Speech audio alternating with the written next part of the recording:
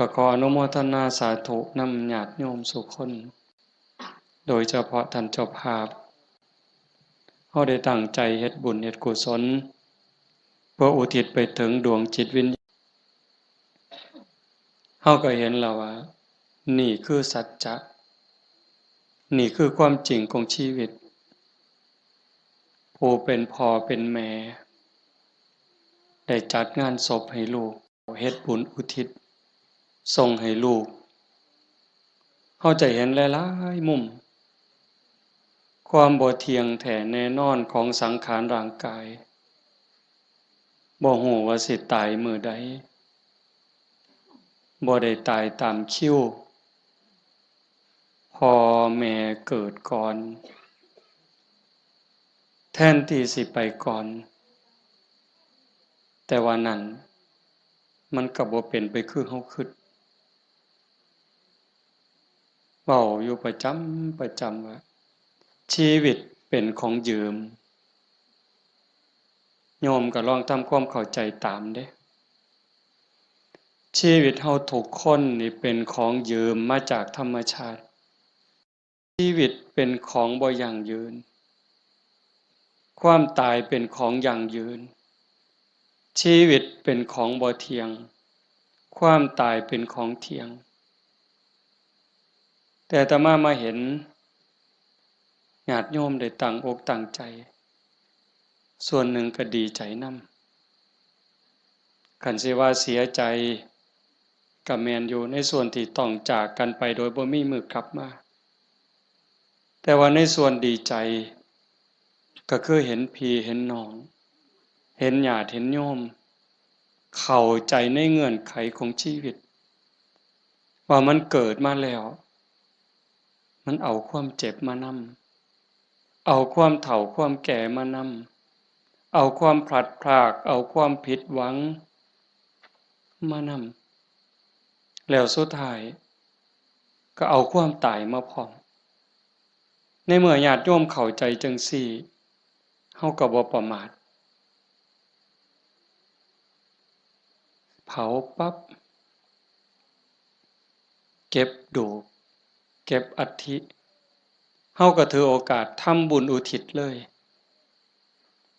เว้าในใจอาตมาก็สนับสนุนจริงๆการทำบุญอุทิศเลยนั้นเป็นการส่งอย่างเร็วให้ได้ใช้ได้สอยจริงๆมันก็บ่ต้องลงทุนลงแรงใช้เงินใช้ทองอิหยังหลายหลวงแล้วก็บ่แม่นเฮ็ดเทื่อนี้ก็แล้วโยมสามารถเฮ็ดได้ซุมื้อนี่เว้าถึงการเฮ็ดบุญเด้คันเฮาบ่เข้าใจเพิ่นก็เฮ็ดถูกของเพิ่นอยู่ปู่ย่าตายายแต่ว่าบางเทื่อมันโดนโพดอันนี้เฮาเว้าแบบตาบ่เห็นแต่เว้าด้วยเหตุผลคำสอนของศาสนาถ้าสมมุติว่าผู้ที่ตายจากโลกนี้ไปตกทุกข์ได้ยากลำบากลำบนรอคอยกองบุญกองกุศลจากญาติผู้อยู่เบื้องหลังเฮาก็ว่าแต่บ่พร้อมบ่ทันมีเงินบ่ทันพร้อมท่าปีหน้าก่อนท่าปีฮื้อก่อนเป็นจังได๋เพราะเฮาบ่แน่ใจว่าผู้จากไปนั้นไปไสบุญก็มีบาปก็มีเพิ่นก็คือเฮาเฮาก็คือเพิ่นโยมก็คืออาตมาอาตมาก็คือโยมบ่ต่างกันเด้บาปบุญเกิดจากความคิดเกิดจากคำเว้าเกิดจากการกระทำที่ถึงพร้อมด้วยเจตนาบางเทื่อก็ดีบางเทื่อก็ร้ายบางเทื่อก็ผิดบางเทื่อก็ถูกเฮาบ่สามารถสิยับยั้งตนเองได้ในคราวที่ใจดีด่าก็บ่เครียดเคยเป็นบ่โยมในคราวที่เฮาใจดีไผสิด่าก็บ่เครียดสิตีก็บ่เครียดแต่คราวที่หงุดหงิดหนหวยยิ้มใส่ดีๆเฮาก็หงุดหงิดเขาเว้านำดีๆก็หาเขาเว้าใส่หาว่าเขาเยาะเย้ยนั่นคือจิตเศร้าหมองจิตบ่เป็นปกติ จังสันชีวิตมันจังมีผิดมีถูกมีบุญมีบาปมีดีและบ่ดีในเมื่อจากไปเฮาก็บ่แน่ใจว่าผู้จากไปนี่ไปไสคันบ่ทันถึงความเป็นพระอริยเจ้าชั้นโสดาบันขึ้นไปนรกก็มีสิทธิ์เปรตก็มีสิทธิ์อสุรกายก็มีสิทธิ์สัตว์เดรัจฉานก็มีสิทธิ์มนุษย์ก็มีสิทธิ์เทวดามีสิทธิ์พรหมมีสิทธิ์จังซั่นถ้าเฮารอคอยไปเป็นเดือนเป็นปีหรือหลายปีถ้าเกิดญาติบุคคลอันเป็นที่รักที่จากไปตกทุกข์ได้ยากได้พบใดภูมิใดก็แล้วแต่รอคอยบุญกุศลที่ผู้อยู่เบื้องหลังสิเป็นพ่อแม่พี่น้องสามีภรรยาลูกเต่าเราหลานส่งไปให้บ่เฮ็ดบ่ส่งล่ะสิเป็นแนวใดทุกข์แล้วก็ทุกข์อีกทรมานแล้วก็ทรมานอีก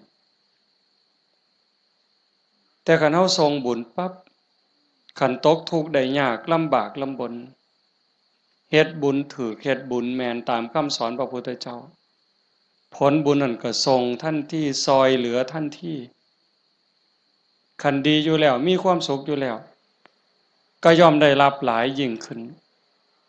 สำบายยิ่งขึ้นมีความสุขยิ่งขึ้นกับเปรียบกับคือคนเฮาเนี่ยจากบ้าน บางเทื่อบ่ได้ตั้งตัวบ่ได้ตั้งใจคิดว่าจะสิไปทางหน้ามันสิดีทุกข์ปั๊บ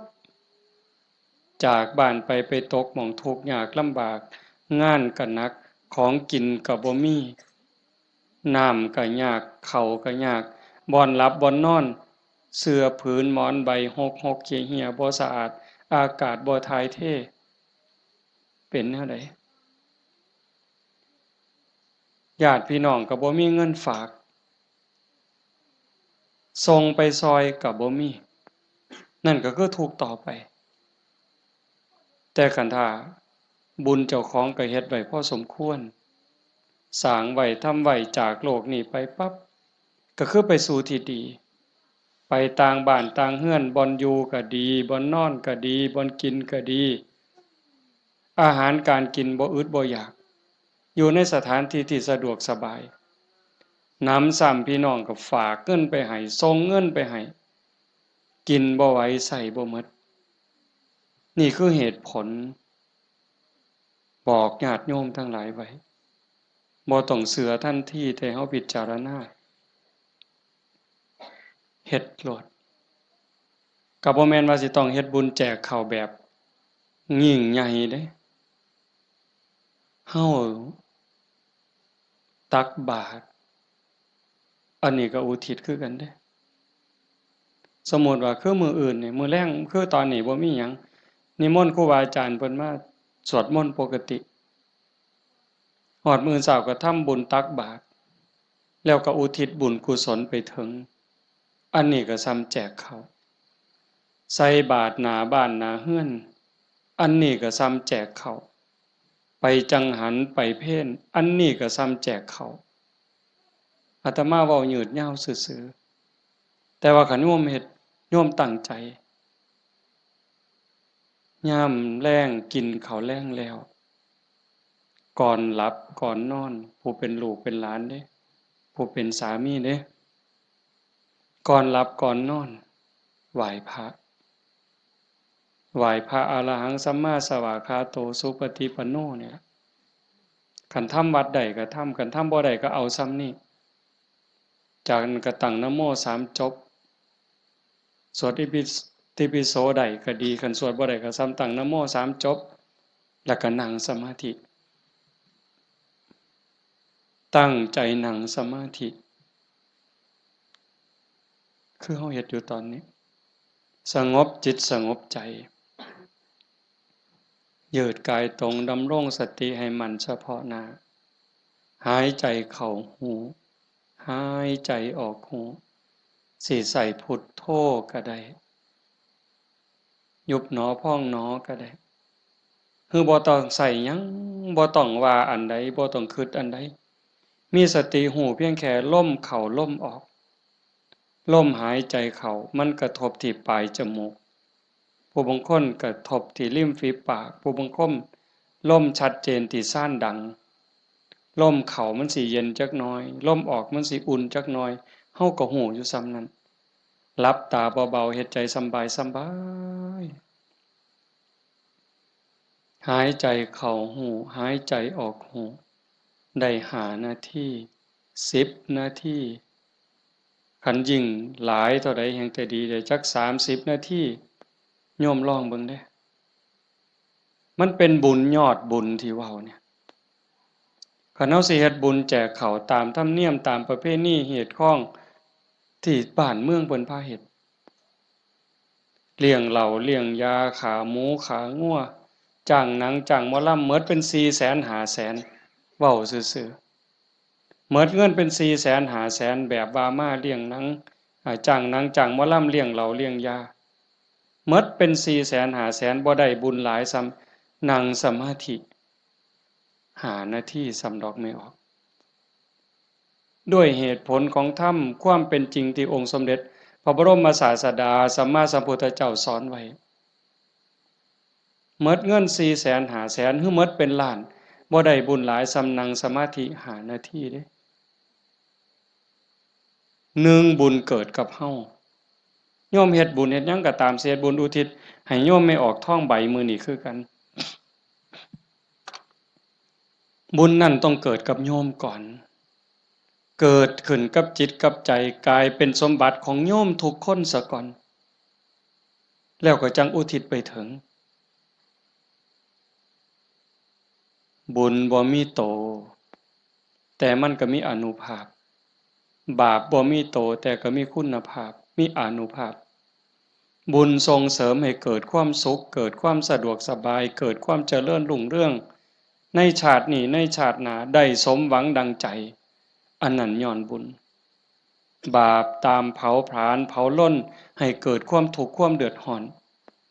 ความทุกข์ความเดือดร้อนในบ้านในเรือนในชีวิตในครอบครัวเฮ็ดให้เกิดความผิดหวังนั่นให้โยมเข้าใจว่าผลของบาปทั้งหมดแต่สิ่งเฮ็ดให้เกิดความสุขเกิดความสำบายอกสำบายใจลูกดีผัวดีเมียดีขาทาสบริวารคนรอบข้างเป็นคนดีมีศีลมีธรรมไว้เนื้อเสื่อใจสุขภาพแข็งแรงอายุมั่นควรยืนบุญทั้งหมดเฮาสิเฮ็ดบุญอุทิศให้ญาติให้ผู้ใดก็แล้วแต่บุญต้องเกิดกับจิตกับใจเฮาก่อนคือกันกับเฮาสิเอาขนมเอาเงินเอาทองเสื้อผ้าหนาแพร่เครื่องใช้ไม้สอยหยิบยื่นให้คนที่เฮาอยากให้สิเป็นไผก็ตามที่เฮาอยากให้เพิ่นเฮาก็ต้องมีของสิ่งนั้นในมือเป็นกรรมสิทธิ์เด็ดขาดของเฮาจะเอาขนมให้เอาเงินให้เอาหมากไม้ให้พ่อแม่พี่น้องลูกเต้าเหล่าหลานเฮาต้องมีขนมมีเงินมีทองมีหมากไม้เป็นสมบัติส่วนตัวเป็นกรรมสิทธิ์ของเฮาโดยเด็ดขาดจังสิสามารถหยิบยื่นให้ลูกให้หลานให้พ่อแม่พี่น้องบุคคลที่รักจังสิได้บุญคือกัน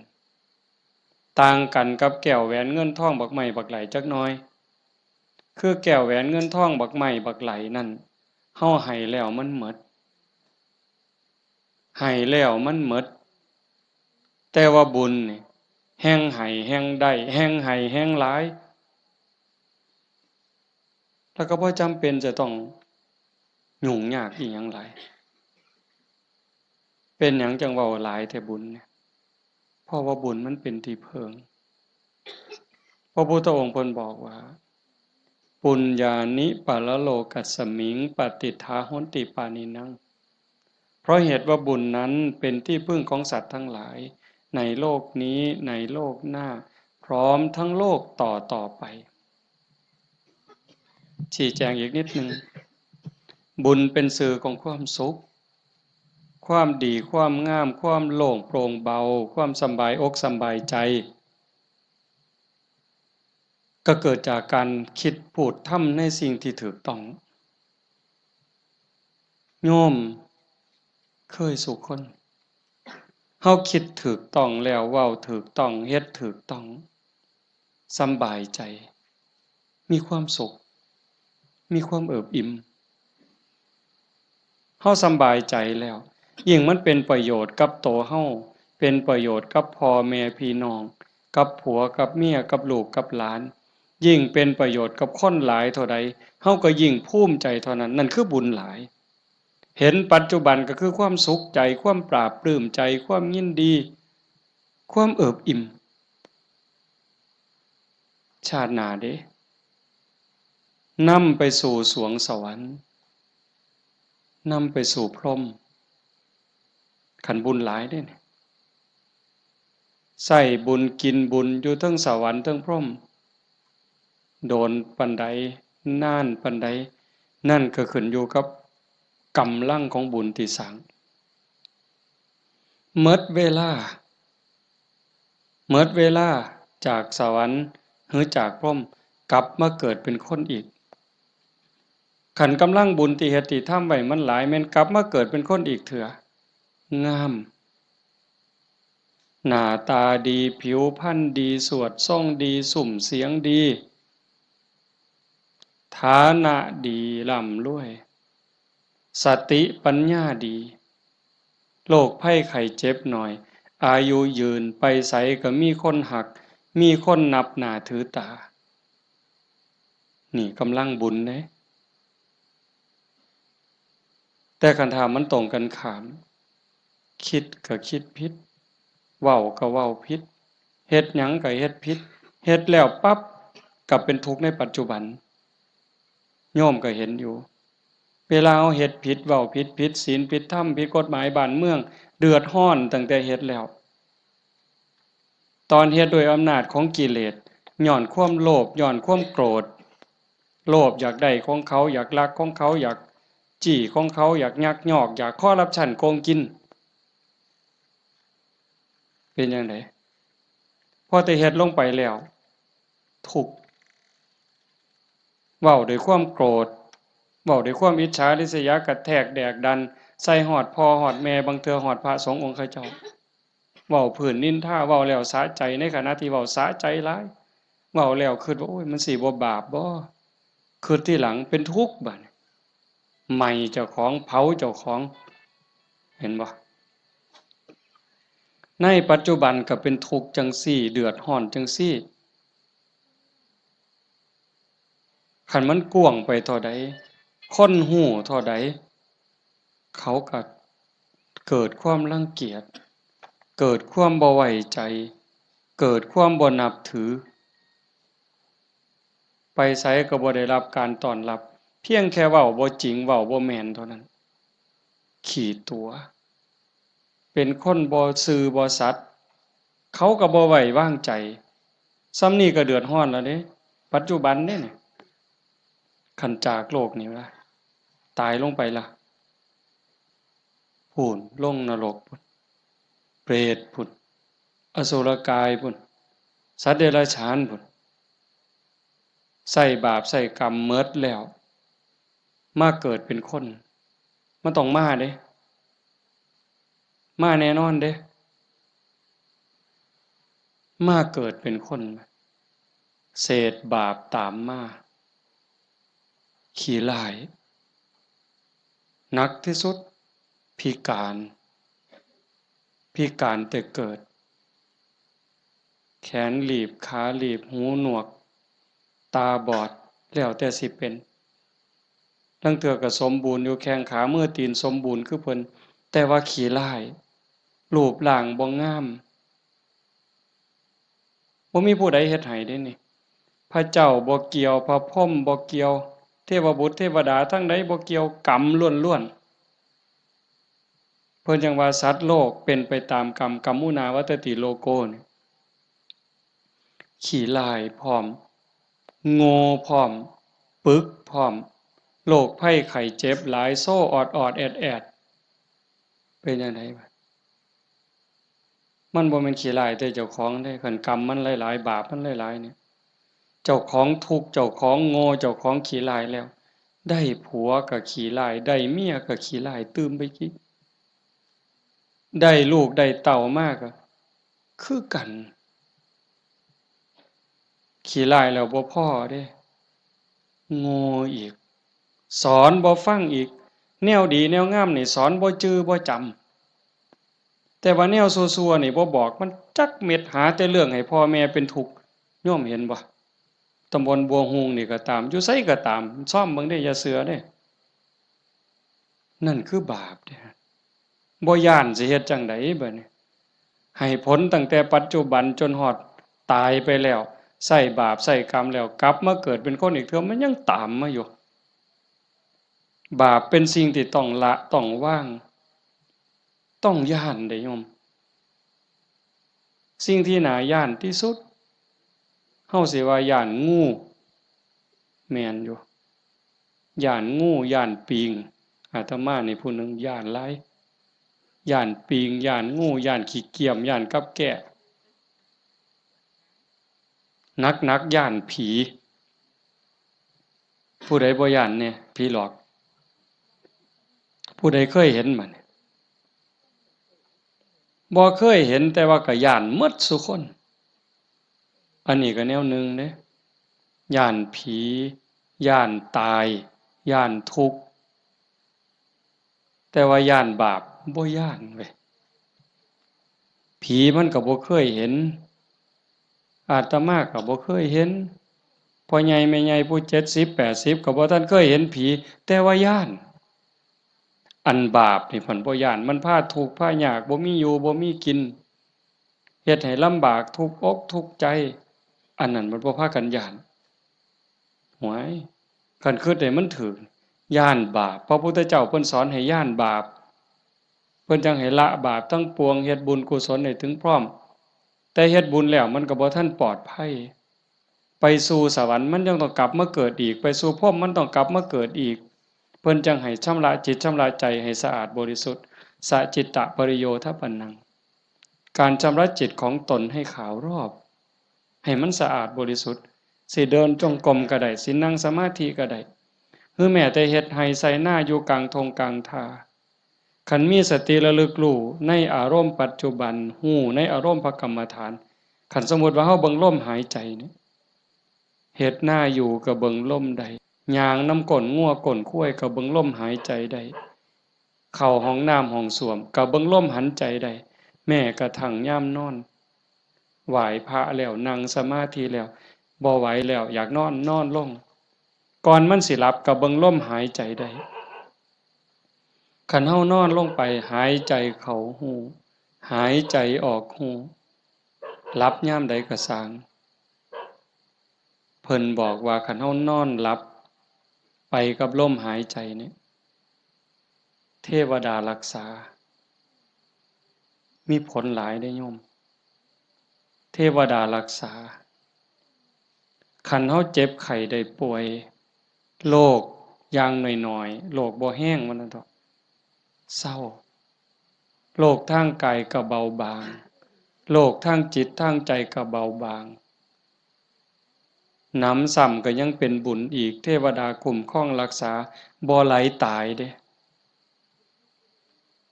เพราะว่าตัวสมาธิเนี่ยคอยเฮ็ดคอยสร้างคอยทำจังสัญโยมเฮ็ดบุญแจกเขาแต่มาจังว่าสนับสนุนเฮามีโอกาสมื้อต่อไปปีต่อไปเฮาจะเฮ็ดจัดเป็นการเป็นงานก็จังว่ากันอีกเทื่อนึงเฮ็ดดูบ่ผิดเฮ็ดบุญนี่บ่ผิดพระพุทธเจ้าเพิ่นบอกว่าเฮ็ดดูๆเฮ็ดบ่อยๆให้ตามความพอใจในบุญนั้นเพราะการสั่งสมสะสมเอาไว้ซึ่งบุญนำสุขมาให้เฮ็ดดูบ่ผิดบุญแต่ว่าบาปอย่าเฮ็ดอย่าเฮ็ดเพราะมันทุกข์มันเดือดร้อนฉะนั้นเราตั้งใจพาพี่พาน้องเฮ็ดบุญเนี่ยเห็นลูกหลานเด็กเล็กเด็กน้อยมาร่วมฟังเทศน์มานั่งฟังธรรมนำพ่อใหญ่แม่ใหญ่แต่มาว่ามันงามนี่คือความงดงามของชาวพุทธโยมจำไว้เด้พาเขามาส่วนเขามา มื้อวันเสาร์วันอาทิตย์ส่วนเขาไปวัดไปใส่บาตรไปจังหันผู้ชายก็ให้หัดประเคนพระเขาเฮาสิได้ลูกดีหลานดีอาศัยผู้อื่นบ่ได้การศึกษาทางโรงเรียนบางเทื่อก็ลืมเรื่องเหล่านี้บางโรงเรียนเด้แต่ลังหม่องเพิ่นก็ยังดีอยู่พ่อแม่ปู่ตายายย่ายเฮานี่ล่ะแม่ป้าพ่อลุงแต่มาเชื่อว่าโยมทุกคนอยากให้ลูกดีหลานดีอยากให้เขาเป็นคนดีเพื่อเฮาสิเพิงเขาได้ในมื้อข้างหน้าเฮาสิเพิงเขาจังได๋คันบ่ให้เขาเข้าหาวัดบ่ให้เขาไก่ศีลไก่ธรรมไก่วัดไก่ว่าไก่พระสงฆ์องค์เจ้าเขาบ่มีจิตใจที่อ่อนน้อมอ่อนโยนบ่ฮู้จักบุญจักบาปสิดีได้จังได๋นี่ดีใจจังวะเฮาพาลูกพาหลานมานั่งฟังธรรมเนี่ยเขาฮู้อยู่เด้เขาเข้าใจในบางเรื่องบางอย่างอยู่อย่างน้อยๆเขาก็รู้สึกว่าเขาเป็นบุญเป็นสิริเป็นมงคลมีเหลืออย่างเดียวโยมเหลืออย่างเดียวที่สิเฮ็ดให้ชีวิตปัจจุบันเฮามีความสุขชีวิตในอนาคตมีความสุขมีความเจริญบ้านเมืองปักกลุ่มสุมเย็นคือศาสนาคือศาสนาเรื่องกฎหมายนี่โยมเลิกยังเพิงบ่ได้ 100%ยิ่งพวกนักการเมืองสสต่างๆเศร้าเว้านำเศร้าเว้านำเลยพวกนั้นเพิงบ่ได้เขาหาประโยชน์ใส่ตัวเขาต่างหากฮักเฮาจริงๆบ่เป็นพี่เป็นน้องเฮาจริงๆบ่อือฮึบ่มีดอกคันเขาฮักเฮาจริงๆนะฮักบ้านฮักเมืองจริงๆเขาต้องเฮ็ดสวัสดิการให้เฮาได้หลายบ่ต้องเอาของมาแจกดอกบ่ต้องเอาเงินเอาทองเอาข้าวเอาของมาให้เฮาดอกพู้น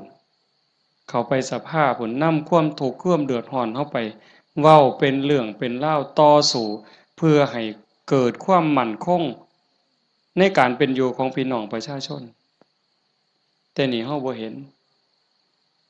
มีแต่ไปเถียงกันอยู่คนละมุมก็เถียงอย่างเดียวมุมนั้นเฮ็ดถูกกูก็สิเถียงเฮ็ดผิดก็สิเถียงเฮ็ดถูกก็สิเถียงนั่นคือเขาบ่ได้หวังประโยชน์กับเฮาแต่สิ่งที่เฮาเพิงได้คือศาสนาวัดว่าอารามครูบาอาจารย์หลวงปู่หลวงตามื้อใดครูบาอาจารย์บ่หวังดีกับเฮายามมื้อเช้าไหว้พระทำวัดสวดมนต์ก็แผ่เมตตาสัพเพสัตตาสัตว์ทั้งหลายที่เป็นเพื่อนทุกข์เกิดแก่เจ็บตายแผ่เมตตาแล้วก็กรวดน้ำอุทิศบุญกุศลบ่มีที่สุดบ่มีประมาณยามเช้ามาบิณฑบาตคือแม่โยมสิไปวัดไปจังหันไปเพ่นให้พรเพิ่นบ่ได้ให้เล่นเด้สัพพิติโยนั่นคือเอาจิตเอาใจเอาความหวังดีปรารถนาดีอุทิศให้ยิ่งได้เจริญสมาธิเจริญภาวนาจิตสงบจิตมีพลังโยมฮู้เองเด้นี่โยมทุกคนฮู้เองเนี่ยนั่งฟังอาตมาเว้ามานี่มัน30นาทีแล้วโยมฟังอาตมาเทศน์มา30นาทีคนที่ตั้งใจนั่งสมาธิฟังแต่แรกสิรู้สึกว่าตอนนี้กายเบากายโยมเบาใจโยมเบาใจมันสงบใจมันมีกำลังใจโยมเริ่มมีความสุขลึกๆเนี่ยพิสูจน์ได้ด้วยคำสอนพระพุทธเจ้ามันบ่ได้ล้าสมัยอีหยังทันสมัยล้ำสมัยไปอีกล้านปีพุ่นโยมเป็นพยานเด้อาตมาบ่ได้เว้าเอาเองเด้ทุกคนที่นั่งสมาธิฟังธรรมน้อมจิตน้อมใจลงสู่กระแสธรรมนี่ตอนนี้กายเริ่มเบาจิตเริ่มเบาความเอิบอิ่ม รู้สึกปลื้มใจในตนเองมันเกิดนี่คือบุญเนี่ยแต่มาจังหวะแต่ตอนแรกโอ้ยอย่าว่าแต่500,000ต่อให้100,000,000เฮ็ดบุญตามเขาว่าเนี่ยบ่มีเหล้าบ่มีบุญบ่มีเหล้าบ่เป็นบุญบ่ขาหมูขางัวบ่เป็นบุญบ่มีหนังบ่มีหมอลำบ่เป็นบุญพวกหมู่นั้นต่อให้100,000,000สภาพที่จิตใจเป็นสุขสงบร่มเย็นมั่นใจมันย่อมมั่นใจเด้แต่กันเฮ็ดแบบนั้นเฮาสิมีอารมณ์เย็นแบบนี้บ่สิมีความรู้สึกอบอุ่นใจปราบปลื้มใจยินดีใจมั่นใจว่าญาติตายไปแล้วสิได้บุญบ่มีดอกนั่นเว้าซื่อๆเชื่อซื่อๆมีความเชื่อแล้วก็ถูเอาสีข้างเขาถูเพิ่นว่าหุนรู้ว่าไปซื่อๆเฮาก็ลองหลับตาเบิ่งศีลข้อที่1มีบุญต้องมีศีลมีกินต้องมีทานคำโบราณเพิ่นว่าข้อที่1ปานาติปาตาเวรมณีเจตนางดเว้นจากการทำสัตว์ที่มีชีวิตให้ตกล่วงผู้ใดก็หักชีวิตคือกันกับเฮาหมดมันก็บ่อยากตายนอนมันก็บ่อยากตายเม่งไหม้มันก็บ่อยากตายบ่ว่าแต่อยากตายเลยแม้แต่เจ็บมันก็บ่อยากเจ็บเฮานี่บ่หาแต่เขามาถิ่มมาแทงด้วยมีดด้วยหอกเด้ตั้งแต่หมอฉีดยาเฮาเจ็บเฮาป่วยสิฉีดยาให้เฮาหายเจ็บหายป่วยบางเทื่อเฮาก็ย้านเจ็บภาษาเข็มฉีดยาส่ำนั้นแล้วเขาบ่ได้ฉีดให้ตายบ่ได้ฉีดให้ทุกข์ทรมานอีหยังฉีดยาเพื่อรักษาโรคเจ็บไข้ได้ป่วยเพื่อให้เฮาได้แข็งแรงเฮายังย้านนี่แค่เจ็บเด้เนี่ยสินับภาษาหยังบัดนี้เอาค้อนทุบหัวเขาเอามีดปาดคอเขาเอาใจเขามาใส่ใจเฮาทบทวนจังซี่เฮาก็เห็นบ่ล่ะข้อที่1ฆ่าแล้วมันสิได้บุญมาแต่ไสบาปแล้วครับเลี้ยงเหล้าเลี้ยงยาข้อที่5ขาดไปอีกคันยิ่งมีหนังมีหมอลำมาอีหยังสิตามมาศีลข้อ3หลายๆคนอาจสิขาดย้อนงานบุญเฮางานบุญเฮาคือเอาเองเนี่ยมาเบิ่งหนังเฮาผู้บ่าวผู้สาวอาจสิเสียเนื้อเสียตัวย้อนเบิ่งหนังโป๊ย้อนเบิ่งหมอลำสิ่งมันเว้าลามกแม่นบ่แม่นไม่ออกบ่ออกทบทวนเอาเองอดีตหมู่เจ้าทบทวนเอาเบิ่งหนังขาหนังแกงกินเหล้าเมายาแล้วตีกันตึ้มบัดนี้เมาเหล้าแล้วเว้าเข้าป่าเข้าดงโกหกพกล่มใส่ลายป้ายสีศีลข้อ4เสียอีก1แล้ว3 4 5เสียข้อที่2มาเบิ่งหนังเฮามาเบิ่งหมอลำเฮากลับไปลักไก่นำทางไปต้มอีกต่างหากหมดอ้อยส้อยเลยเฮาเป็นต้นเหตุของบาปเลยบัดนี้แต่คันเฮ็ดแนวนี้อันพวกมานั่งฟังเทศน์นี่เอาตั้งแต่เด็กน้อยจนฮอดผู้เฒ่านี่ผู้ใดคือสิไปฆ่ากบเนี่ยลบไปนี่ผู้ใดสิไปฆ่ากุ้งเนี่ยแล้วบ่มีคือสิโอ้ยลบมื้อนี้ลักบักนาวนำทางดอกเว้ยมีบ่แล้วสิไปผิดผัวผิดเมียเขาดอกคิดก็บ่กล้าเฮาเชื่อมั่นแล้วเด้บาปมีบุญมีชาติหน้าชาติก่อนมีนรกสวรรค์มีเฮ็ดดีดีจริงเฮ็ดชั่วจริงผู้ใดเฮ็ดอันใดได้อันนั้นหว่านพืชเช่นไรได้ผลเช่นนั้นเห็นบ่สิไปผิดผัวผิดเมียไผมันสิไปกล้าซั่นบ่สิไปเว้าตัวคนสิไปยู่ให้คนผิดกันสิไปเว้าปากพร่อยๆมาสิกล้าบาปมันอยู่นำเจ้าของเนี่ยเฮ็ดบาปก็ได้บาปเฮ็ดบุญก็ได้บุญมันอยู่นำเจ้าของนี่สิไปดื่มเสพเครื่องดองของเมาเฮ็ดให้เจ้าของเสียสุขภาพกายเสียสุขภาพจิตเสียเงินเสียทองเฮ็ดให้ขาดความเคารพนับถือเฮ็ดให้เด็กน้อยมันดูหมิ่นดูแค้นเฮาบ่แม่นคนโง่ปานนั้นเห็นบ่เฮาเห็นสภาพบุญเด่นๆอยู่จังซี่ไม่เป็นตาภูมิใจอะโยม คันสิเว้าเนาะคันบุญโยมบ่หลายเนี่ยโยมบ่ได้เกิดเป็นคนบ่ได้เป็นมนุษย์คันบุญบ่หลายพ่อบ่ได้เกิดเป็นคนไทยดอกโยมบ่ได้เกิดในผืนแผ่นดินไทยบ่ได้เกิดใต้ร่มใบบุญของนายหลวงเด้บุญบ่หลายพ่อบ่ได้นับถือพระพุทธศาสนานับถือพุทธศาสนาแล้วบุญบ่หลายพ่อบ่ได้เกิดในบ้านที่มีวัดมีครูบาอาจารย์เอิ้นเข้าหาศีลหาธรรม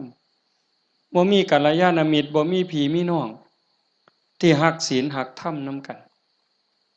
บ้านโน่นตุนเฮาก็สิบ่ใหญ่ปานใดจักหลังคา85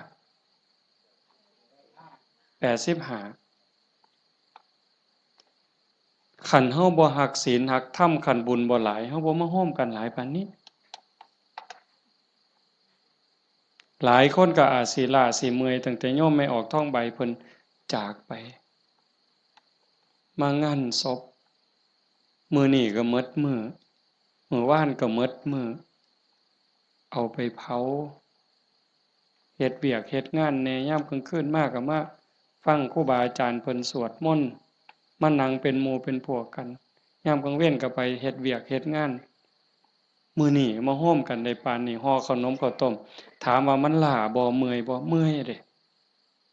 แต่เฮาก็กัดแขวกัดฟันมานั่งฟังเทศน์มาร่วมเอาบุญนำกันให้ทุกคนเข้าใจว่าทุกคนคือเจ้าภาพบ่แม่นแต่พ่อแม่กับสามีกับลูกหลานเด้ทุกคนคือเจ้าภาพอาตมาก็คือเจ้าภาพผู้หนึ่งเจ้าภาพอันใดเฮามาร่วมบุญสร้างบุญร่วมกันพระพุทธเจ้าเพิ่นบอกว่าเฮาทุกคนนี่โยมเคยตกนรกมาเมิดเคยเป็นเปรตเป็นอสุรกายเป็นสัตว์เดรัจฉานเป็นเทวดาเป็นพรหมเป็นมนุษย์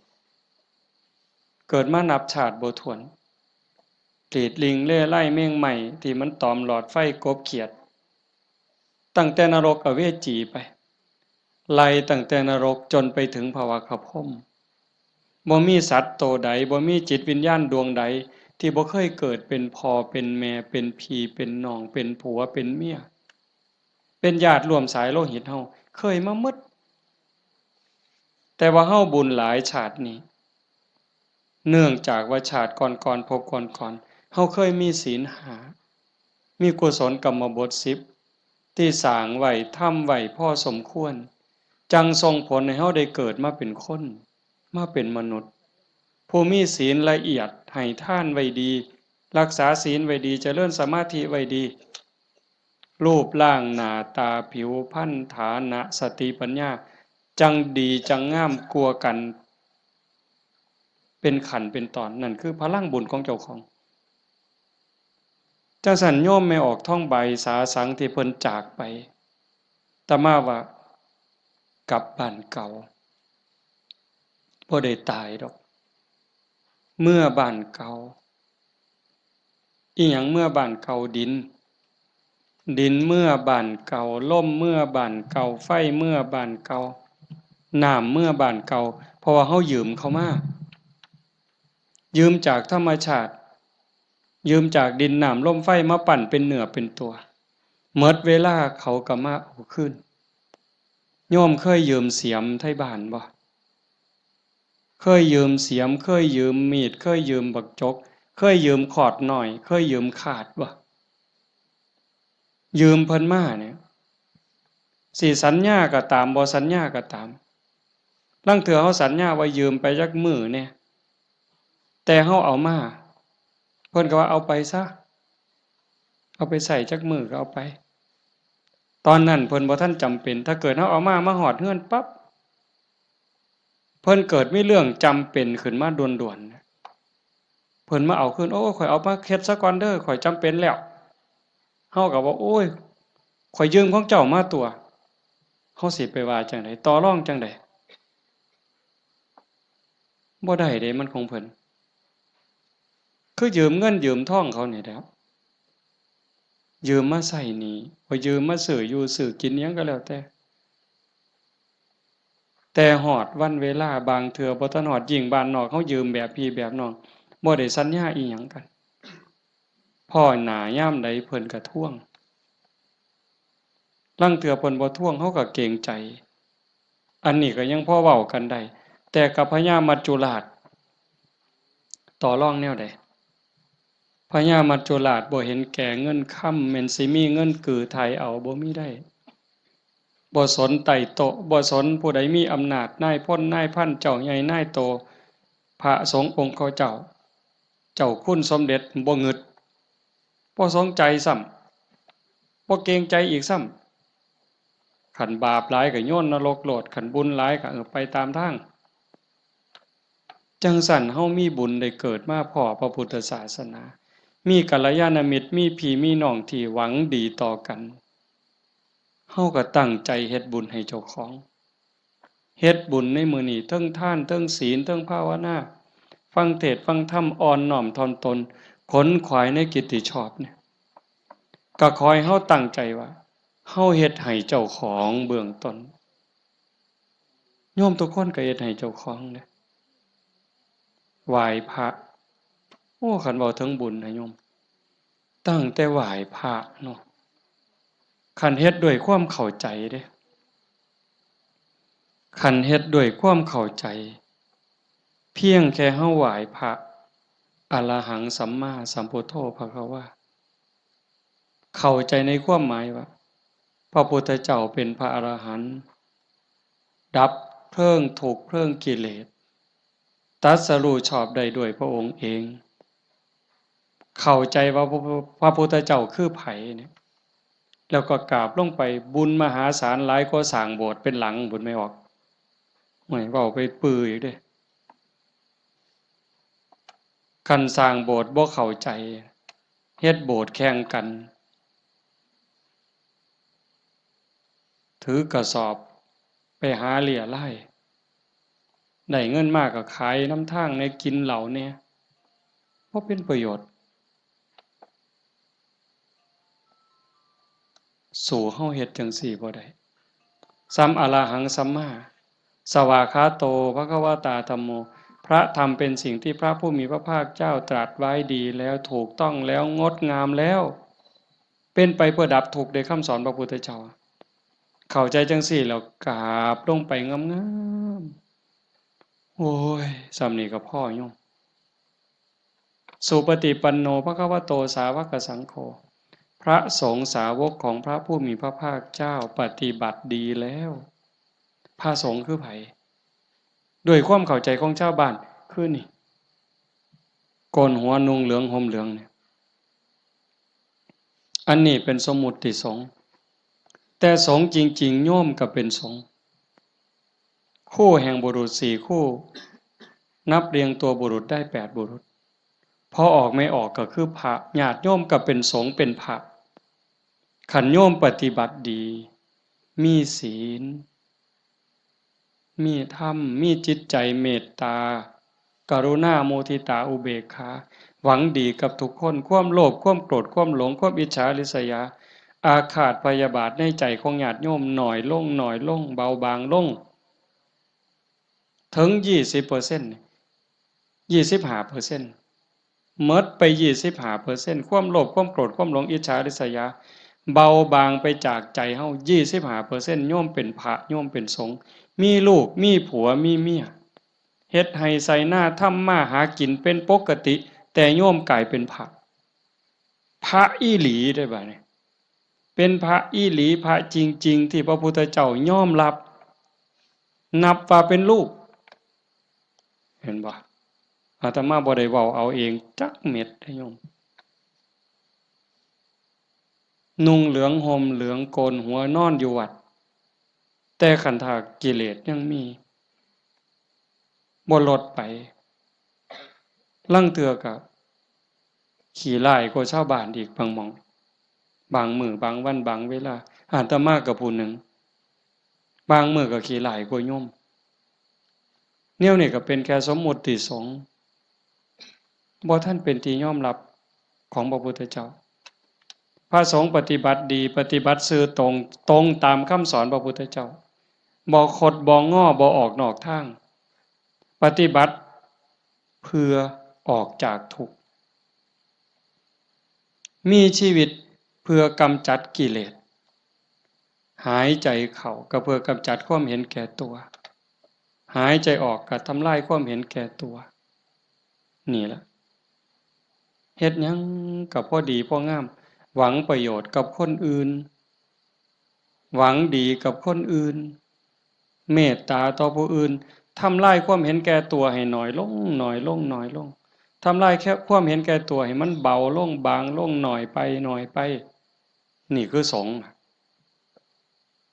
ปฏิบัติสมควรแก่การต้อนรับแก่การกราบไหว้ทั้งเถื่ออาตมาเนาะเวลาที่รู้สึกว่าเจ้าของบ่ดีโยมกราบซ้ำเอาหอกเอาดาบแทงยิ่งโยมศรัทธาเท่าใดแฮงแต่เป็นตาย้านผู้เฒ่าผู้แก่หัวขาวหัวค่อนสิเอาบักไม้ให้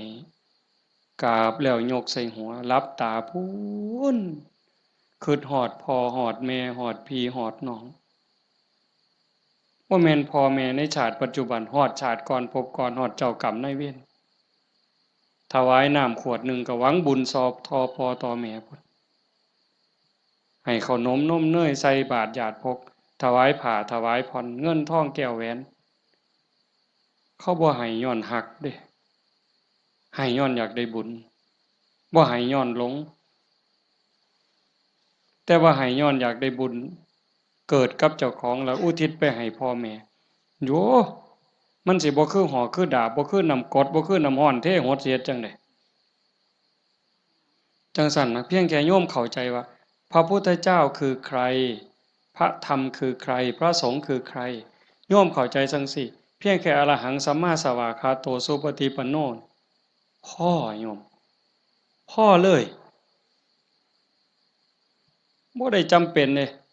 ว่าเราต้องเฮ็ดใหญ่เฮ็ดโตหมดเงินเป็นแสนเป็นล้านบ่ลองเบิ่งน่ะขันไม่ออกพอออกบ้านโน้นตุ่นเฮาเป็นจังซี่นี่คือเฮามีศีลมีธรรมในใจเด้อยู่เฮือนก็เฮ็ดจังซี่บ่ต้องรวยดอกโยมบ่ต้องรวยแล้วบ่ได้มีความสุขดอกคันบ่มีศีลบ่มีธรรมนั่นอยู่ซ้ำเฮาอยู่เฮ็ดอยู่เฮ็ดกินพ่อสมมาพาควรบ่เดือดร้อนตนเองบ่เดือดร้อนผู้อื่นก็พอได้อยู่ได้กินแต่ว่าให้จิตใจมีธรรมะเพิงผ้าอาศัยหยิบยื่นแบ่งปันซอยเหลือเกื้อกูลคือโยมเป็นกันอยู่เห็นว่าทุกคนคือพี่คือน้องทุกคนคือเพื่อนร่วมทุกข์เกิดแก่เจ็บตายมีความสุขบ่คันอยู่แบบนี้ก็บ่แม่นสิเงียบแบบนี้เลยได้ก็เว้ากันนำจากันนำแต่ว่าให้จิตใจเฮาเป็นจังซี่เข้าใจกันฮักกันคือพี่คือน้องเป็นแนวใดผู้จากไปก็สำบายใจเอาสมมุติว่าคือโยมไม่ออกท้องใบเพิ่นจากเข้าไปเนี่ยก็บ่ไปไสดอกความเป็นจริงอยู่นำเฮานี่ล่ะจริงๆบ่ได้ไปไสเด้เพียงแค่ธาตุดินน้ำลมไฟกลับคืนสู่ธรรมชาติดวงจิตดวงวิญญาณเดินทางไปตามบุญตามบาปของตนเองญาติพี่น้องผู้อยู่เบื้องหลังก็อุทิศบุญกุศลไปให้แต่ว่าด้วยสภาวะความผูกพันความเป็นลูกเพิ่นเป็นลูกของพ่อใหญ่ท้องมาแม่ใหญ่ที่พ่อแม่ก็สิ้นไปแล้วแม่นบ่อ๋อเฮาตั้งใจเฮ็ดบุญอุทิศไปนำเนาะแต่มาเข้าใจผิดเอาก็บ่เป็นหยังพ่อใหญ่ท้องมาแม่ใหญ่ที่คือกันที่เฮาว่าจากไปเพิ่นก็บ่ได้ไปไสเลือดเนื้อเพิ่นอยู่นำเฮาแม่นบ่โยมไม่ออกท้องใบคือกันเพิ่นแบ่งเลือดแบ่งเนื้อมาเป็นโตเฮาเพิ่นก็อยู่นี้อยู่ในโตเฮานี้คำสอนคำสั่งคำบอก อันนี้เด้อลูกอันนี้เด้อหลาอันนี้เด้อค่ำเอิ้นบักหลาเอิ้นอีนางเอิ้นทองคำอีแม่แม่นบ่เพิ่นเอิ้นจั่งซั้นเด้บักหลาอีนางทองคำอีแม่เพิ่นว่าอันนี้มันถูกเด้ออันนี้มันดีเด้ออันนี้มันบ่แม่นอันนี้มันบ่ถูกอย่าพากันเฮ็ดมันบาปอย่าเว้าจั่งซั้นมันบาปคันเว้าจังซี้เว้าจังซี้แม่นแล้วบักหลาอีนางสาธุโอ้ยใจแม่นเจ้าเว้าดีใจแม่นเจ้าเว้าถูกนี่คือคำสอนฮักกันเด้อันนี้เอื้อยเด้อันนี้อ้ายเด้คันน้องเถียงอ้ายอย่าไปเถียงเอื้อยอย่าไปเถียงอ้ายคันอ้ายรังแกน้องเอื้อยรังแกน้องอย่าไปเฮ็ดบ่โหนเป็นน้องบ่เห็นบ่เพิ่นตายอยู่ว่ะเพิ่นไปไสอยู่ว่ะดินดอนตอนหญ้าเฮือนซ่านบ้านซองจากเหงื่อจากแห้งอาบเหงื่อตังน้ำสร้างหลักฐานให้ลูกได้อยู่เป็นของเพิ่นบ่จังว่าคันคิดฮอดพ่อคิดฮอดแม่นั่นก็ฮักพี่ฮักน้องอยากให้พ่อแม่ได้กินข้าวกินน้ำนุ่งเสื้อผ้าหน้าแพรดีๆงามๆคันแม่นพ่อแม่บ่อยู่นำเป็นเนื้อเป็นตัวแล้วก็เฮ็ดกับพี่กับน้องนั่นล่ะอยากเว้ากับพ่อแม่ม่วนๆก็เว้ากับพี่กับน้องนี่ล่ะเว้ากับป้ากับลุงมันคักแท้เด้โยมคันเฮาคิดให้มันเข้าใจนี่พ่อแม่บ่ไปไสปู่ย่าตายายบ่ไปไสแล้วทุกคนก็คือพี่คือน้องเข้าใจให้มันคักๆเข้าใจดีๆในคำสอนพระพุทธเจ้าประเสริฐที่สุดบ่มีศาสนาใดสิสอนความจริงความถูกต้องงดงาม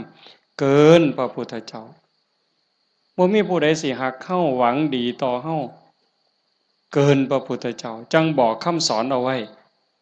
เพิ่นบ่บอกให้เฮาไปทำพิธีอันนั้นอันนี้ดอกอันนั้นบ่แม่นพิธีสะเดาะเคราะห์ต่อชะตาเสริมดวงฮึพระพุทธเจ้าบ่สอนบ่แม่นเว้าดีต่อกันนี่พระพุทธเจ้าสอนคิดถูกต้องพูดถูกต้องทำถูกต้องจากถูกต้องก็จังไปสู่ดีงามอย่าว่าดีเด้อย่าว่าดีก่อนดียังบ่ทันถูกต้องเด้คันคนเขามักกินเหล้าเฮาซื้อเหล้าสู่กินเขาว่าดีเด้แม่นบ่ล่ะคันพวกผู้ชายมักเล่นมักเที่ยวมีหมู่พาไปเที่ยวซ่องเขาว่าบักนี่ดีเด้พวกมักเล่นไพ่เล่นไฮโลเล่นการพนันส่วนเฮาไปเล่นต้มไก่สู่กินพร้อมเล่นเอาเงินเอาพร้อมยังว่าดีอยู่เด้หั่นแต่มันบ่ถูกแต่คันมีคำว่าถูกต้องแล้วคิดถูกต้องเว้าถูกต้องกระทำถูกต้องดีงามตามมาบ่เสียหายจังซั่นจากนี้เป็นต้นไปเฮาบ่ว่ามื้อใดเฮาสิจากโลกนี้บ่มีผู้ใดฮู้จักคนว่าเฮามีเวลาอยู่ในโลกนี้อีกจักมื้อจักปีจักเดือนจักวันจักเวลาจักชั่วโมงจักนาทีบ่ฮู้จักคนโซ่ก็ตายบ่โซ่ก็ตายเด็กน้อยก็ตายหนุ่มสาวก็ตายผู้เฒ่าผู้แก่ก็ตายเฮ็ดจั่งใดสิไปว่าท่ามื้อนั้นก่อนท่ามื้อนี้ก่อนโอ้ยมันต่อรองได้ซะบ่มื้อนี้เฮายังมีสติมีปัญญาบ่เจ็บบ่ไข้โยมเอ้ยเฮาบ่ได้เจ็บบ่ได้ไข้บ่โรคบ่ได้ป่วยเฮ็ดหยังได้ให้เฮ็ดยิ่งกับพ่อกับแม่นี่เด้อฟ้าวเฮ็ดคันพ่อแม่เพิ่นยังมีชีวิตโอ้ผู้นั้นบุญหลายเด้อผู้พ่อแม่ยังมีชีวิตอยู่นี่ผู้นั้นมันบุญหลายเกินบุญโยมเป็นหยังพ่อแม่เพิ่นทุ่มเทให้เฮาหมดชีวิตเป็นครูคนแรกเป็นเทวดาของบุตรเป็นพรหมของบุตรเป็นพระอรหันต์ของบุตรทุกสิ่งทุกอย่างที่พ่อแม่เพิ่นมีเพิ่นให้เฮาหมดเฮาอยากรู้ว่าพ่อแม่นี่รักเฮาส่ำใดทุ่มเทเสียสละเพื่อเฮาส่ำใดโยมบ่ต้องไปถามเพิ่นดอกโยมถามเจ้าของ ถามเจ้าของพวกเฮาเป็นพ่อคนแม่คนโยมฮักลูกตั้งแต่มื้อใดโยมไม่ออกเด้โยมพอออกก็คือกันนั่นล่ะฮักลูกตั้งแต่มื้อใดฮักลูกตั้งแต่ว่ามีลูกเกิดในท้องแม่นบ่ไม่ออกฮะพอรู้สึกว่าตั้งท้องปั๊บนี่ไม่ออกนี่ฮักแล้วเด้ทุ่มเทความฮักให้กับลูกในท้องแล้วพ่อก็คือกันผัวคือกันทั้งที่บ่ฮู้เด้นี่ว่าลูกสิเกิดเป็นผู้หญิงเป็นผู้ชายสิขี้ร้ายหรือสิงามสิโง่หรือสิฉลาดสิพิการหรือบ่พิการสิเป็นพระหรือสิเป็นมหาโจรโยมบ่ฮู้เลยลูกในท้องนี่สิเป็นหญิงเป็นชายพิการหรือบ่สิเป็นพระดีจิตใจดีใจงามซ้ำพระเกินพระหรือสิเป็นมหาโจรยิ่งกว่ามหาโจรโยมบ่เกี่ยวฮักอย่างเดียวเลยบัดนี้แม่นบ่ไม่ออกแม่นอยู่บ่แนวนี้เพิ่นก็คือเฮาบัดนี้หาได้บาทใดก็เพื่อลูกหาได้บักไม้บักไหลผู้ผัวไปป่าไปดงได้บักไม้บักไหลก็สิเอามาให้เมียกินเพื่อให้ลูกแข็งแรงพุ่นเด้คันว่ามันสิคลอดง่ายลูกสิแข็งแรงสิคลอดง่ายเมียน้ำนมสิหลายหามาเห็นบ่มื้อคลอดก็เกือบล้มเกือบตายผู้คนก็ตายอีหลีจักเจ็บจักปวดเพราะปานใดแต่เครียดให้ลูกบ่บ่ได้เครียดให้ลูกอยู่ไฟเดือน4เดือน5ม่วนซั่นบ่ตั้งแต่อยู่ใต้ร่มไม้เอาผ้าวี่มันก็เหงื่อแตกเหงื่อแตนอันนั้นนั่งฝิงไฟเด้นั่งฝิงไฟเดือน4เดือน5ต้มน้ำร้อนสดน้ำร้อนกินน้ำร้อนบัดแนวกินกับข้าวได้กินข้าวกับเกลือเลี้ยงเทื่อสิใหญ่แต่ละคนดมดากดมก้นเช็ดขี้เช็ดเหงียวป้อนข้าวป้อนน้ำเทื่อสิใหญ่มาแต่ละคนหมดข้าวจักเหล้าเสื้อผ้าหมดจักชุดหมดเงินจักแสนคิดประมาณบ่ได้กว่าลูกสิใหญ่มาแต่ละคนเพิ่นก็คือกับเฮาฮักลูกจังซั่นสิตอบแทนแนวใดพระพุทธเจ้าเพิ่นสอนหน้าที่ลูกไว้ท่านเลี้ยงมาเลี้ยงท่านตอบเลี้ยงกายเพิ่นคือเพิ่นเลี้ยงเฮานะเลี้ยงใจเพิ่นก็คือเพิ่นเลี้ยงเฮา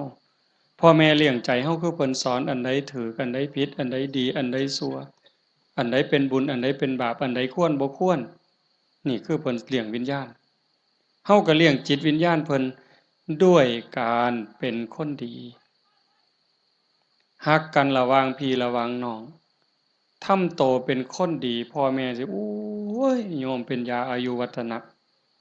อันนี้ก็บ่ต้องไปถามพ่อถามแม่อีกละถามโยมเนี่ย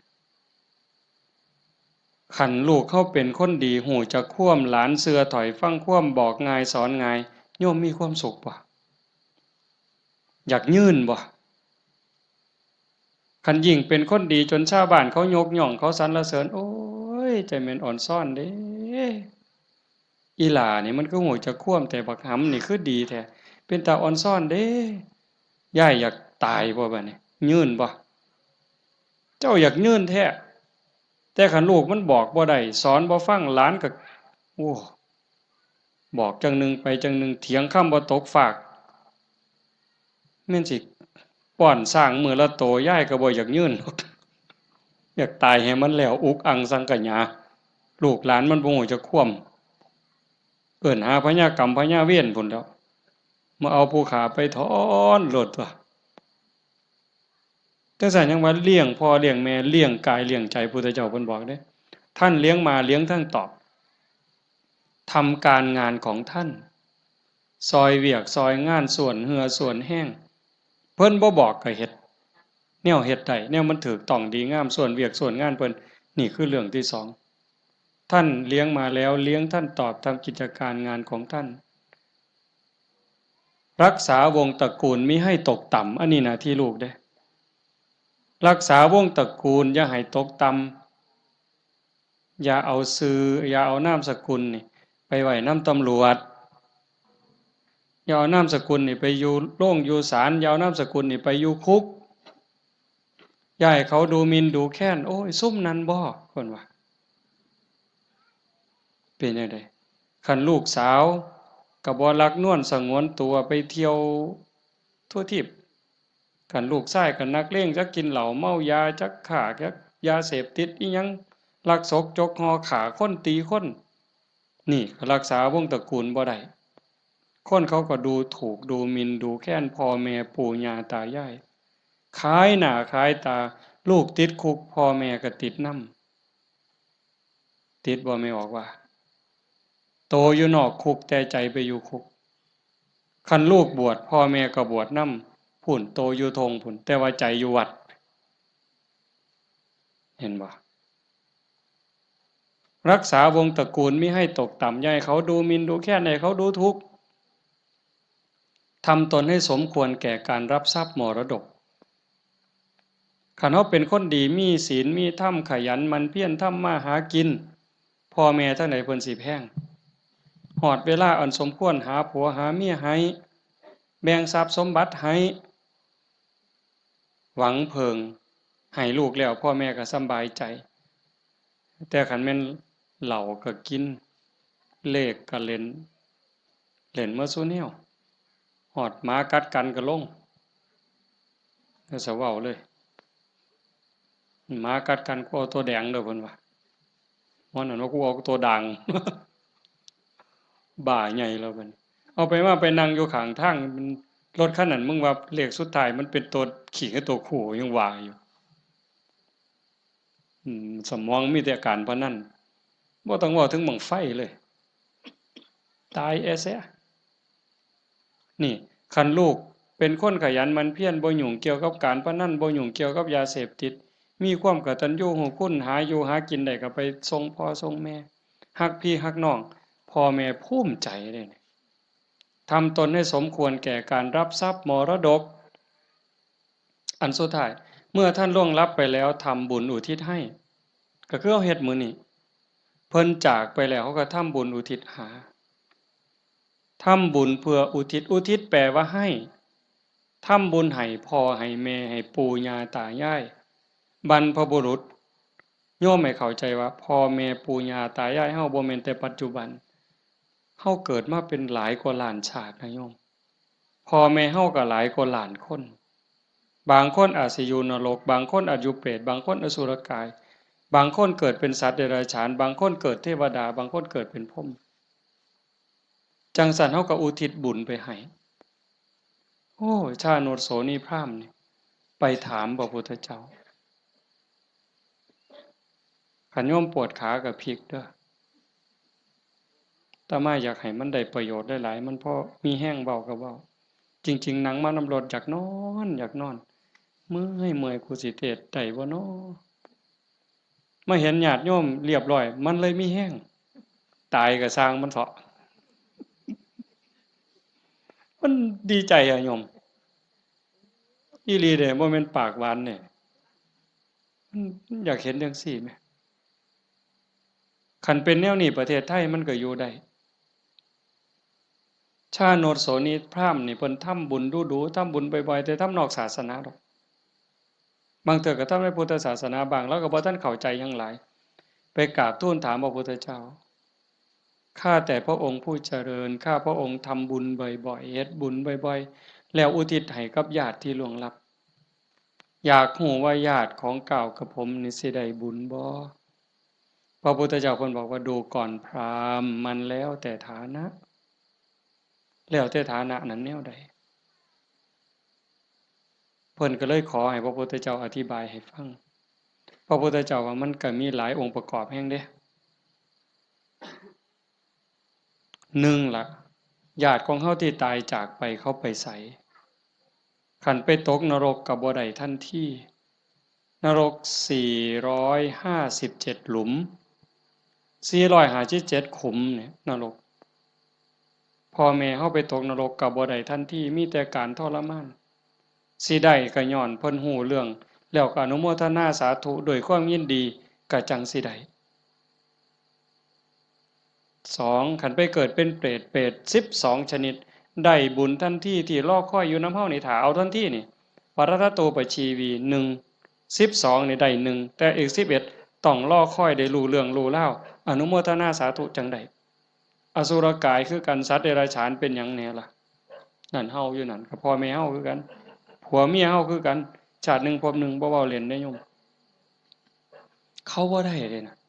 ฮู้เรื่องบ่นี่เฮาว่าเอากรวดน้ำรับพรหมอนั่นมันสิตั้งใจรับพรนำเฮาบ่บ่ฮู้เรื่องเด้กินนู่นฮู้บ่แมงไม้ฮู้บ่ปูปลาฮู้บ่แล้วบ่ฮู้เลยบ่ได้เด้นี่เขากินหยังเขาก็กินอาหารของเขาเทวดาล่ะคันเขาฮู้ทราบอนุโมทนาเขาก็ค่อนข้างจะฮู้ได้พรหมก็คือกัน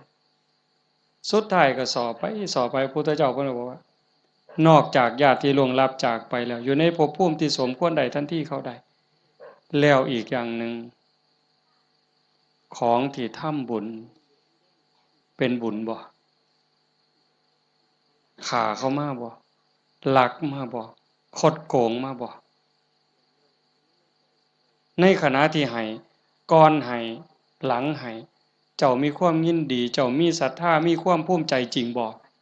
พุ่นเด้แล้วผู้รับทานเจ้าเป็นไผมีศีลบ่มีธรรมบ่เพิ่นก็จังไล่มาตั้งแต่สัตว์เดรัจฉานตมาเทศน์ดูๆโยมฟังในวิทยุก็สิได้ยินมันได้บุญอยู่ดอกซ้ำแม่ครัวนี่ส้มแม่ครัวนี่ล้างถ้วยล้างซ้ำก่อนสิเทน้ำล้างถ้วยล้างซ้ำล้างหม้อลงในดินลงขี้สิกไม่ออกตั้งใจว่าสาธุเด้อน้ำล้างถ้วยล้างซ้ำเนี่ยมันมีรสชาติอาหารปนไปกับน้ำซึมลงไปในดินให้พวกสัตว์อยู่ในดินพวกไส้เดือนต่างๆให้มันกินได้อยู่ได้กินแล้วให้มันมีความสุขกายสุขใจซ้ำนี่ก็ได้บุญนับประมาณบ่ได้นับประมาณบ่ได้ได้บุญหลายก็ไล่ขึ้นมาจากสัตว์เดรัจฉาน100เทื่อพันเทื่อบ่ได้บุญหลายเท่ากับให้คนผู้บ่มีศีลขี่เหล้าเมายาขี่ลักขี่ปล้นตีหัวหมาด่าแม่คน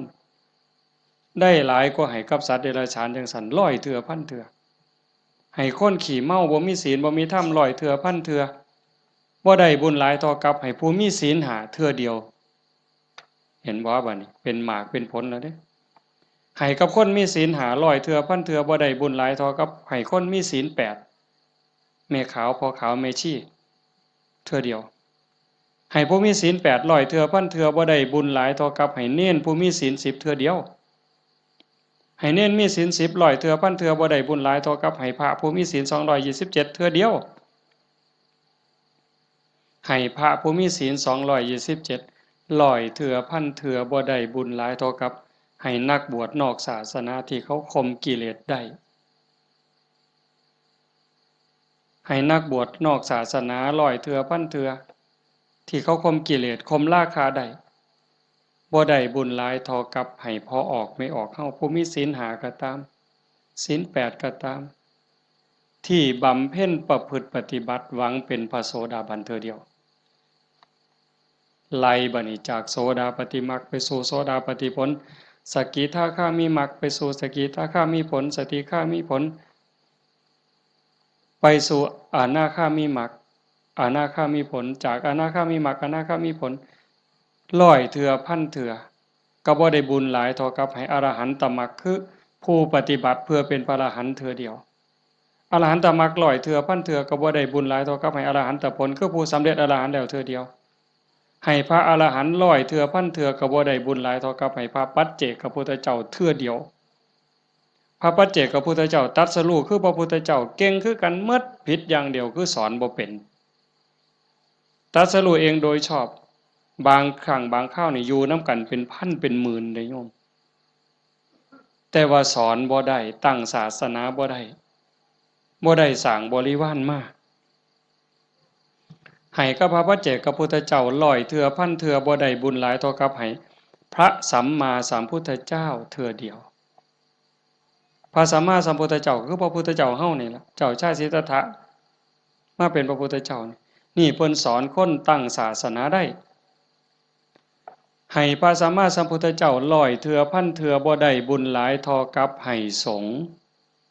ให้คณะสงฆ์ที่มีพระพุทธเจ้าเป็นประธานเห็นบ่ให้สงฆ์ที่มีพระพุทธเจ้าเป็นประธานร้อยเทื่อพันเทื่อก็บ่ได้บุญหลายเท่ากับสร้างวิหารเทื่อนึงสร้างวิหารร้อยหลังพันหลังถวายพระพุทธเจ้าก็บ่ได้บุญหลายเท่ากับให้ธรรมะสอนธรรมะเห็นบ่นี่อาตมาได้บุญหลายอยู่เด้ที่อาตมาบ่ตายนี่มันก็ย้อนบุญตัวนี้เด้ให้ธรรมะเป็นฐานชนะการให้ทั้งปวงอาตมากำลังเว้าธรรมะบอกธรรมะให้ธรรมะแล้วเจ้าภาพเป็นผู้นิมนต์มาเจ้าภาพติดต่อบ่ได้บอกโยมไม่ออกต้องสุขนิมนต์อาจารย์เนี่ยโยมไม่ออกต้องสุขก็ได้บุญตรงนี้นำมาเนี่ย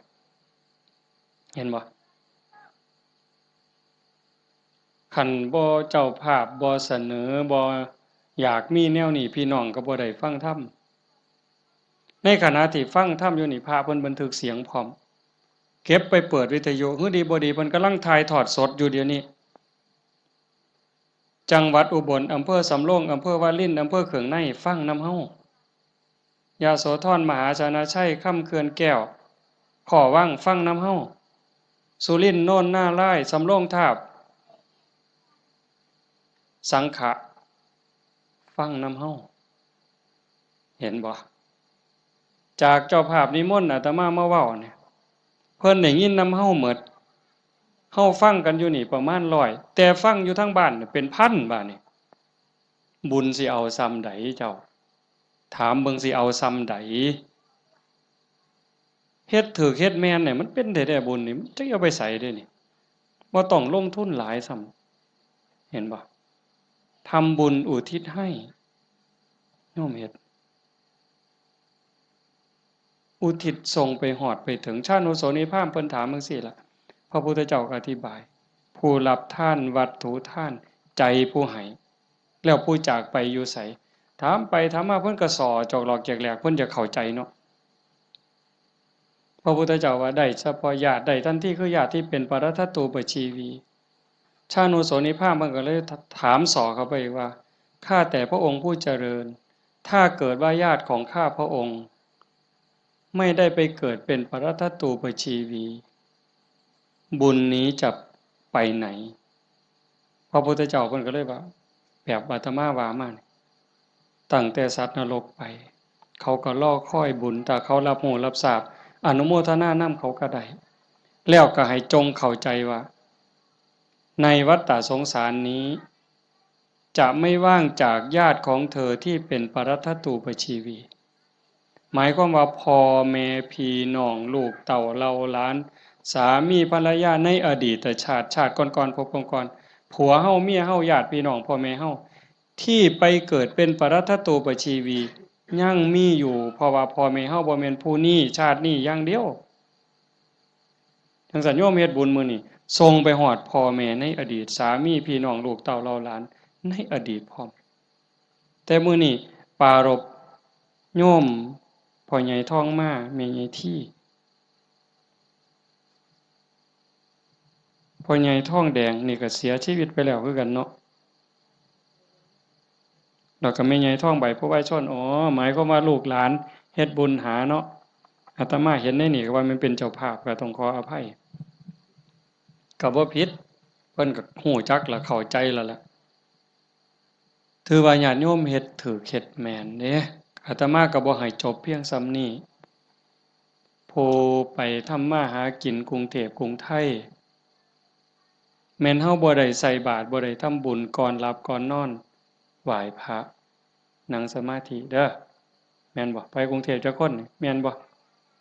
เบิ่งท่าทางมาแต่กรุงเทพแน่ๆผู้อยู่บ้านใส่บาตรคันมื้อใดมันยากก็ใส่บาตรหน้าเรือนคันมื้อใดมันพอไปได้ก็ไปจังหัน จังซี่นะก่อนหลับก่อนนอนก็ไหว้พระกราบพระก่อนหลับก่อนนอนเว้าจากันดีๆเด้เว้าจาดีๆอยู่ในบ้านในเรือนให้มันเป็นสิริมงคลเทวดาเฝ้าบ้านเฝ้าเมืองเฝ้าเรือนเฝ้าศาลเฝ้าที่เฝ้าทางเขาเอิ้นว่าภูมิบ้านภูมิเรือนเพิ่นได้ยินเฮาเว้ากันดีๆเว้ากันม่วนๆเทวดาก็ดีใจอาจสิเป็นพ่อเฮาปู่เฮาย่าเฮาแต่อดีตก็ได้เห็นเฮาเว้าดีจากันดีเพิ่นก็อยากได้บุญนำเป็นจังไดรักษาบ้านรักษาเรือนเฮ็ดนาบ่พอได้ก็ได้มื้อนี้มีโยมผู้หนึ่งโทรศัพท์มาคุยกับอาตมาโอ้ยหลวงพ่อเพิ่นว่าโยมก็งึดอยู่เฮ็ดนาหว่านข้าวลงไปแรกๆข้าวกำลังงอกบ่ทันได้พอคืบจ้อยน้ำท่วมหว่านแรกๆน้ำท่วมบัดน้ำบกไปก็แล้งบัดแล้งแล้งไหม้พร้อมจักสิตายสิยังบัดฝนมาใหม่ก็บ่ค่อยได้ไปเบิ่งบัดไปเห็นบัดนี้ใบก็บ่เห็นมีแต่ห้วงเพิ่นว่าโอ้ยอันนี้จักแม่นบุญเว้ากับผัวจักแม่นบุญเนาะเนาะเฒ่าเนาะเพราะว่าเพิ่นก็เฮ็ดแต่บุญอีหลีนี่จังแม่นบุญอีหลีลูกก็ฮู้จักความผัวก็ฮู้จักความกว่าเทวดาพุ่นเพิ่นว่าอันนี้คือบุญเด้จังว่าเห็นพี่เห็นน้องลูกเต้าเหล่าหลานเด็กเล็กเด็กน้อยเอ้าไปเหี่ยวจักเทื่อแล้วมันหลบมานั่งอยู่คือเก่านี่เอ้าแล่นออกไปจักเทื่อมันหลบมานั่งคือเก่านี่คันบุญบ่หลายมันนอนปะง่องส่วนได้หนีไปนอนแล้วไปเบิ่งโทรทัศน์แล้วนี่คือบุญหลายเด้อพากันเลี้ยงลูกเอาศีลเอาธรรมเลี้ยงฝากโยมจักหน่อยยากก็อดเอาลำบากก็อดเอาอดเว้าดีอดคิดดีอดทำดีกับพี่กับน้องกับบ้านกับเมืองไปอยู่ไสก็อย่าสร้างปัญหาคันเฮาเป็นคนมีศีลมีธรรมอดกลั้นจักหน่อยความรักความเมตตาก็เกิดแผ่เมตตาดูๆเด้หวังว่าในใจนี่ตั้งความรู้สึกในใจว่าทุกคนคือพี่คือน้องแล้วก็แม่นอีหลีซ้ำอย่างเว้าแต่ตอนต้นพระพุทธเจ้าเว้าซ้ำได้ว่าในวัฏฏะสงสารนี้ไม่มีใครเลยที่ไม่เคยเป็นพ่อเป็นแม่เป็นพี่เป็นน้องเป็นญาติร่วมสายโลหิตเป็นสามีภรรยากันมาก่อนทุกคนนั่งอยู่นี่แม่นหมดจังซั่นสิเครียดให้กันเฮ็ดหยังสิสั่งกันเฮ็ดหยังเอารัดเอาเปรียบกันเฮ็ดหยัง อีกบ่โดนก็สิไปไผไปมันแล้วจังซั่นเวลาอยู่นำกันนี่เอาบุญนำกันติล่ะเว้าดีนำเขาก็ได้บุญแล้วคิดดีต่อเขาก็ได้บุญแล้วเฮ็ดดีทำดีต่อเขาก็ได้บุญแล้วเอาบุญนำกันอย่างอาตมาเว้ามันบ่จบว่างั้นเฮ็ดดีกับพ่อกับแม่พ่อแม่มีผู้เดียวในปัจจุบันคันเพิ่นตายนี้จากแล้วอยากเฮ็ดดีนำเพิ่นก็บ่ได้เฮ็ดอยากเว้าดีนำเพิ่นก็บ่ได้เว้าอยากหาข้าวแซ่บๆให้เพิ่นกินก็บ่ได้จังซั่นอยากให้เพิ่นกินหยังก็ให้เพิ่นกินซะอย่าสิไปจุดเทียนซะก่อนจังเอิ้นกินเด้บ่ได้กินเด้นั่นอยากเว้าดีๆนำเพิ่นก็เว้าตอนเพิ่นได้ยินอย่าสิจุดธูปเพิ่นอีแม่เอ้ยฟังเทศน์เด้อพี่บ้าแนวนั้นบ่ทันคิดว่าเพิ่นเช็ดขี้ให้เฮาจักเทื่อจำบ่ได้มื้อนี้ถามโยมว่าผู้ใดทันเช็ดขี้ให้พ่อให้แม่แหน่แล้วเพิ่นอาบน้ำเช็ดเนื้อเช็ดตัวให้เฮาจักเทื่อถามโยมว่าเช็ดให้เพิ่นจักเทื่อแล้วคือกันป้อนข้าวป้อนน้ำเพิ่นป้อนเฮาจักเทื่อเหยียดขาใส่ร้อยเอาลูกเหยียดขาไปนำแม่ลูกนี่คาแข้งนี่เนาะตีนอยู่กับตีนแม่แต่ว่าหัวหนุนเข่าย่ำเข่าปนกับกล้วยมกใบตองเหย้าจำได้อยู่บ่โยม หางซ่อนต่อยปั๊บใส่ปากต่อย4เทื่อ5เทื่อก็บ่ทันหมดอันน้อยๆนั่นหมดข้าวหมกหมดเอามือจุ่มน้ำหยดป๊อกป้อนบ่ทันแล้วขี้พรวดใส่ขาเครียดก็บ่เครียดจมก็บ่จมเซ้ยเห็นบ่มื้อนี้มีผู้ใดทันได้เฮ็ดแหน่อาตมาก็บ่ทันได้เฮ็ดคือกันเฮาสิเป็นหนี้บุญคุณเพิ่นส่ำใดจังซั่นเพิ่นจากไปแล้วแนวอยากเห็นแนวอยากฮู้สมมุติว่าจิตวิญญาณเพิ่นล่องลอยฮู้เห็นเฮาอยู่อยากเห็นลูกฮักกันอยากเห็นหลานฮักกันทุกข์ยากก็ช่วยเหลือแบ่งปันคือพี่คือน้องอย่าใส่เฮ็ดคือบางซุ่มเด้บางซุ่มนี่จูงแขนกันขึ้นโรงขึ้นศาลจะแม่นเพิ่นเก่งหลายน้องกับอ้ายฟ้องกันบ่แล้วโอ้ยจะแม่นผีพ่อแม่สิเป็นทุกข์หลายจังว่าเฮาบ่เอาแนวนั้นเด้อมื้อนี้สมควรแก่การเวลาใช้เวลามาชั่วโมงเกือบครึ่งอะโยม25นาที26นาทีก็เห็นว่าสมควรแก่การเวลาขออนุโมทนาสาธุทุกคนทุกท่านน้อเจ้าภาพบ่อ่านก็ได้ดอกถือว่าทุกคนคือเจ้าภาพหมดมื้อนี้เฮาตั้งใจอุทิศบุญกุศลที่เกิดที่มีส่งไปถึงดวงจิตวิญญาณของโยมพ่อใหญ่ทองมาแม่ใหญ่ที่บุญชาลีโยมพ่อออกทองแดงโยมแม่ออกทองใบสาสังแล้วก็ปู่ย่าตายายญาติโกโหติกาที่ล่วงลับจากไปแล้วตั้งแต่ชาติใดภพใดเวลาใดก็แล้วแต่มื้อนี้เฮาได้ตั้งใจอุทิศบุญกุศลส่งไปถึงท้ายที่สุดก็ขออาราธนาอ้างอิงอำนาจแห่งคุณพระศรีรัตนตรัยคุณของพระพุทธเจ้าพระธรรมพระสงฆ์และอำนาจแห่งบุญกุศลคุณงามความดีที่มีทั้งหมดทั้งมวลที่ญาติโยมทั้งหลายได้สร้างได้ทำนี้ส่งไปถึงดวงจิตวิญญาณของโยมพ่อใหญ่ทองมาแม่ใหญ่ที่บุญชาลีโยมพ่อใหญ่ทองแดงโยมแม่ใหญ่ทองใบสาสังให้ได้รับหูรับทราบถ้าสามารถรับหูรับทราบได้โดยตนเองก็จงอนุโมทนาสาธุรับเอาหากบ่สามารถจะหูได้ด้วยตนเองก็ขอฝากข่าวบุญข่าวกุศลที่ลูกเต่าเราหลานญาติพี่น้องได้สร้างได้ทำทั้งหมดบ่ว่าสิเป็นการให้ทานการรักษาศีลเจริญภาวนาฟังเทศน์ฟังธรรมอ่อนน้อมถ่อมตนค้นคว้าที่ชอบค้นคว้าในสิ่งที่ชอบอุทิศส่วนบุญอนุโมทนาบุญทำความเห็นในถูกต้องถูกตรงนี้ฝากไปกับเหล่าเทพเทวดาปนางธรณีภูมิญาณวิถีอันเป็นทิพย์จงนำข่าวบุญข่าวกุศลส่วนนี้ไปแจ้งแก่ดวงจิตวิญญาณของโยมพ่อใหญ่ทองมาแม่ใหญ่ที่บุญชาลีพ่อใหญ่ทองแดงแม่ออกทองใบสาสังให้ได้รับหูรับทราบแล้วจงอนุโมทนาสาธุรับเอาหากว่ามีความทุกข์ก็ขอบุญกุศลส่วนนี้ทายถอนให้ได้พ้นไปจากความทุกข์หากว่ามีความสุขดีอยู่แล้วก็ขอบุญกุศลส่วนนี้จงส่งเสริมให้ได้มีความสุขยิ่งขึ้นไปสุดท้ายก็ขอให้บุญกุศลเหล่านั้นจงสะท้อนย้อนกลับมาปกปักรักษาคุ้มครองญาติโยมสุขสุขคนให้เป็นผู้มีสุขภาพกายสุขภาพจิตที่แข็งแรงอายุมั่นขวัญยืนมีความสุขกายสุขใจปรารถนาสิ่งหนึ่งประการใดหากเป็นไปโดยชอบประกอบโดยธรรมก็ขอให้ความหวังความปรารถนานั้นจงสำเร็จทุกๆประการโดยทั่วกันทุกท่านทุกคนเทอญ